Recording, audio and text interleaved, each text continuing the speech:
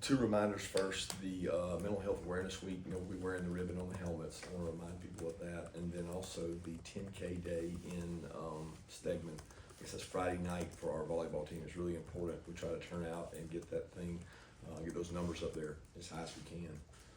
And I know you guys want to know about Colbie and want to ask about it, but it's a pending legal matter, and I don't have any answers right now, and have not even had a chance to talk to him yet. So I can't answer any questions about it right now.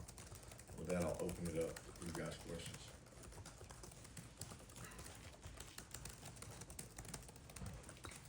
Coach, it's not a question specifically about Colbie. I was wondering, because you have said before some of the driving is that you have, the kids have bringing speakers, that kind of thing, to, kind of help them through that, with situations like what he's Dealing with. You got the same thing for that too? Yeah, I mean, we educate, we bring in speakers. It's one of probably the most critical things we do.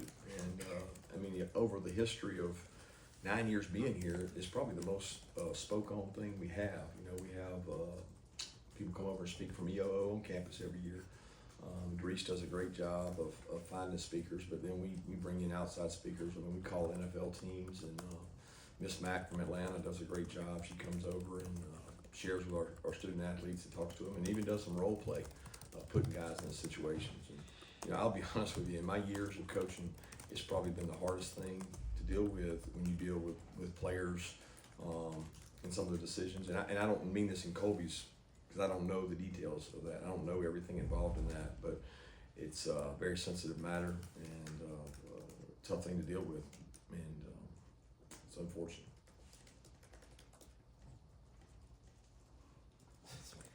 You said that you haven't talked to Colbie yet. Correct. So he's not practicing yet. Is there a chance he will this week, and is there a chance he'll play? Again, I don't. It's a pending legal matter. So I mean, he's not with us right now. He's not with us today. I haven't had a chance to talk to him.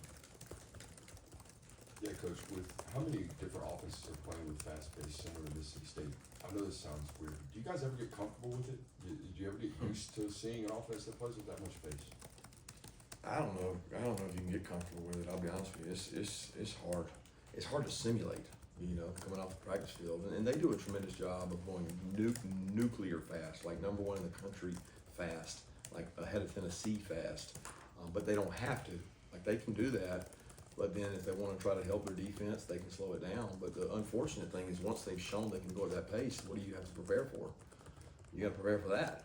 It takes a lot of the focus off your fundamentals, because I mean, you expend a lot of energy just trying to get lined up. I don't think people actually know how difficult these teams are to prepare for, because it's what they do, it's not what you do. So it's a little bit like triple option, right? Like, the greatest equalizer is when you play a triple option team, you can't prepare for it. Now, they're not triple option. I'm not saying that. I'm saying it's hard to prepare for because we don't see it very often. So it's hard. Is that one of those football teams you guys prepare for during the bye week that you don't see a lot of? Yeah, we do, but it's getting more prevalent, because he's in our league. Lane is something, a little bit of that. He's not, Lane's not quite that complete flavor. And then there's Tennessee, which we drew all three of these guys, and they all come somewhat from the same family tree. I think Levy was with Lane, and then he has a little bit of flavor of Heupel. So we have to practice it every year, every offseason, and it's a pain. It's a pain to do it.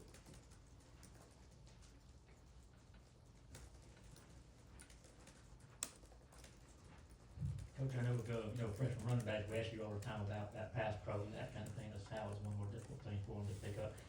In regard to Nate Frazier, how is that part of his game progressing to this point? It's getting better. Like, the first thing I found with freshmen is, do they have the courage? Okay, he has the courage. Some of them don't have the courage. Does he have the strength? He's got the strength. Like, he can lift the weights, and you got you got 225 5-pound linebacker. You got to be physical. The guy's coming full speed at you, and you're standing still. He checks that box. And then, is he smart enough? Can he pick it up and know mentally what to get with the pace of it? He gets a lot of looks from us, and he's not been perfect at that, and he's had some issues with that. And we got a quarterback that we feel like is really important to protect. And Nate takes a lot of pride in his performance, and he wants to do it right. So we give him a lot of opportunities to get better at that in practice, and he's taken a lot of ownership in that. Yeah, Kirby, Jared Wilson, Christen Miller, Jordan Hall. What have they been able to do this week at practice? Yeah, does that thing come out tonight? Tomorrow. Is it tomorrow? I couldn't remember what day it was. That's Tuesday, right? It comes out Wednesday. I was gonna say it'll be out here shortly. But Christian's been over to practice. Jared's better than he was, but not taking full load reps. He's taking some reps, but he's taking more than he was last week, but not full load. And Christian is taking reps. I don't know who's the other. Jordan. Jordan's trying to get out there and go, man. He's pushing so hard. I hate it for that kid because he's had 2 rods. Rod put in both legs, and he's out there frustrated. He's doing more than he did last week, but I don't know that I can say he's ready to play this week. This afternoon, the D1 committee shortened the portal window to December 9th to 28th. What are your thoughts on that? Yeah, I'd heard that was a possibility. What was it before? 30 days maybe? Yeah. Well, so yeah, now it's 30 30 and days 15, yeah. total for spring and. They shrunk the December window, right? Yeah. And it starts after our signing date, which was the purpose of moving signing date up. They wanted you to be able to sign your class, and they wanted to shrink the window there some. I think it's going to be really weird because you got this playoff thing going on. So like, there's some people that feel like in the midst of a playoff, you're going to have guys that are maybe frustrated or unhappy on a team that's on a playoff run, and they're going to be checking out. So, but that has nothing to do with him shortening it because, that was going to happen inevitably anyway.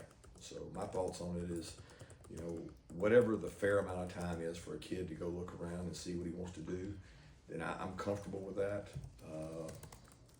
I don't know what that right amount is because, we don't have we're not a huge portal team, so we don't use that a lot. Usually the teams that are doing it are the teams that aren't playing. And the teams that are playing, they really got a hard time trying to shop in the portal and prepare for things. But times they are changing, I can promise you that. There's a lot of unknown for us moving in the future with the NCAA stuff coming down the pipe and even the portal stuff. We don't know what the future holds. Yeah, Kirby, you've talked in the past about Malaki Starks, where he needs safety and where he needs starters. What have you seen from him in that regard this fall, and especially maybe playing in games more than he has in the past, it seems like? Yeah, I don't know that in the past he could do it as comfortably as he's doing it now. He's now rotating at star, playing snaps at star, getting practice reps at star, and Joenel I think doing a great job. But you got to have 2 stars to play in every game, and we feel like he gives us the best chance to pop in there and play star. He's such a good man-to-man cover guy, and he's good to play safety, but he's good to move in at star because he gives us a different matchup guy. So he's handled it mentally very easily, and it's given us a little more flexibility there. Coach, I'm curious, when you move, they say like in basketball, when you move from the second seat to the first seat, you're dealing with a lot of stuff, and obviously you've had to deal with these off-field things over a 9-year period now. I'm curious about what that looks like for you. You get awakened in the middle of the night and you're having to deal with it, and just the kind of emotional side for not having much control, but having to be in control. Yeah, it's not envious, but I think I spoke 2 years ago about the cost of leadership, and I read that each day I come into work, and it's right behind my desk, and I never forget what somebody sent me, and it just hits me on days like that. I didn't find out on this one until I got up in the morning, so it was one of those 7 a.m. deals, but I've had ones that hit in the middle of the night, and that's when you have 130 17 to 23-year-olds, that's, you're going to have issues. It's not going to be perfect. And I certainly recognize we got to do a better job, but it's hard. It's hard on our staff because we got really good kids. We got really good people, man. And our kids go out there today and they have one of the best practices we've had all year on a Tuesday. And they're out there competing, working, and you just want them to make better decisions as men off the field. And I take a lot of responsibility in that, and it's tough, but that's the cost of leadership. You're going to be judged by the people you lead, and you got to stand up, face it, and do right by the kids, and keep trying to find a better way. We're constantly trying to find a better way to make a difference, and that's in everything we do in our organization. That's evaluation of the kids. That's in the football side of it, the becoming a man, the graduation. It's all wrapped into one, and got to keep working on that. Yeah, when it comes to the transfer portal, because of the nature of how quick it comes together at the end of the season and the fact that you guys operate more out of need there, is it harder to get a sort of full picture or a full background on some of the guys that you are recruiting from the transfer portal? You could probably say that, but we when we go to take somebody out of the transfer portal, I can't say I've known them as long as I've done a recruit, right? I've recruited the kids since his junior year, senior year, but then all of a sudden in recruiting, we'll take a kid the last month that we think is a good player, and we do a background check, we check on him, do everything. The portal, most of the time for us, you're relying on better information because you're calling the school he was at. So like all of us know somebody, right? So we call somebody at school X and we say, hey, what's the, and most time they give you the forthright truth, you know, hey, didn't go to class, or he was this, or he was that. Oh, he's a great kid, he just didn't fit here. And people call us about our guys, and I'm very honest about that. So I actually feel more comfortable over a portal kid because I'm getting real-time information. He's lived outside of his home and been on his own for maybe a year, maybe 2 years, maybe 3 years, maybe 4 years. But I feel like you get better information on those guys than you do sometimes on a high school kid. Are you talking to your team about Vanderbilt and Arkansas, what they did last week, given that you guys are big favorites this week? No, we don't. I mean, we don't rely on the motivation of others, and I don't know. I just don't think that's a great way to go about things. We're really focusing on pride and performance this week. And I've got a great analogy. Somebody sent me and said if they were doing a Netflix documentary on you this week, who would you want to watch it? And would they like approve? Would you send it to your parents? Would you send it to an NFL team if they did a Netflix documentary on your performance and your pride and how you practiced this week? And I was shocked. They must have all thought the Netflix documentary was on them today because they practiced as good as they had ever done. So just give them a little attention and they eat it up. Kirby, aside from health, what do you feel like has been the biggest difference for Tyrion this season, just as he's made a bigger impact? Yeah. Health. And you said besides health, his work ethic. I mean, he's always been a pretty good football player. He's a great kid. He's been in the dumps because of his foot, and so you'd see him every day, and he had no smile on his face. He's got a beautiful, great mom, and she's been in great communication with us. You know, he had considered the portal at one time, and he talked about his frustrations, but it was really more out of injury than it was anything else. And I remind him every day that he's out there working because sometimes he needs a little motivation to work. And I'm like, you could be over there riding that bike.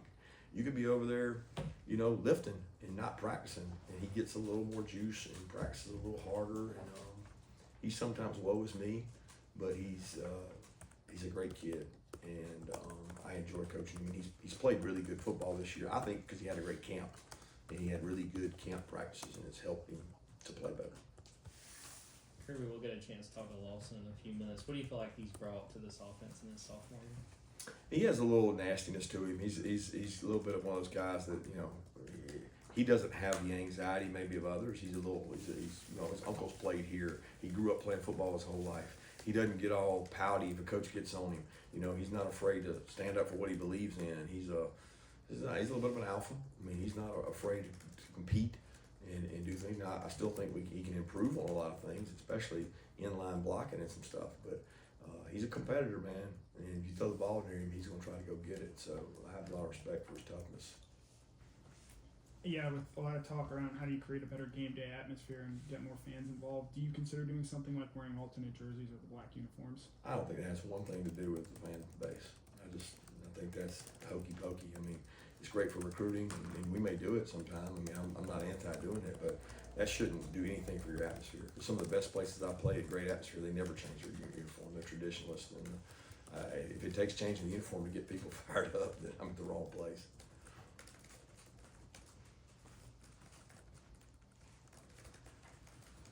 Yeah, to follow up on that fan engagement and that kind of stuff, just knowing how Josh Brooks is, and that you said anything Saturday. Has there been a meeting? Has there been conferences to discuss, hey, what can we do to sort of alleviate this and address it? I haven't had a meeting with him. I talked to him about it, and I voiced, my concerns to him as much as I did to anybody. But that's his job. I mean, he's in charge of all those people and those optics, and that's part of the comment I said earlier last time about, we've had coaches play here last year that said it was the greatest atmosphere they had ever been in.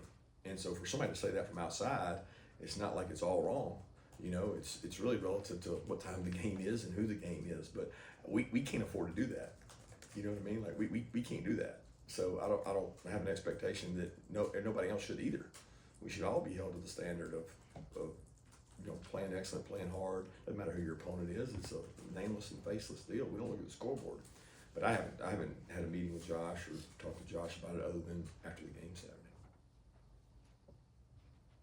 Time for one more question, if anyone has one. All right, thank you, Coach. Appreciate it.